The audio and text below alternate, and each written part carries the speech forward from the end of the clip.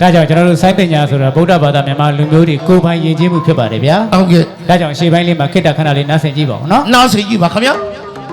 စိုင်းပညာဆိုတာအဖြစ်တုံးကြီးမြန်မာပိုင်စစ်မှုမြန်မာပိုင်မြန်မာလူမျိုးတွေကိုယူတော်နာစီကြည်သာမှာမြန်မာမှန်ရင်ခုံယူပြီးတော့နားထောင်နေဗျာစိုင်း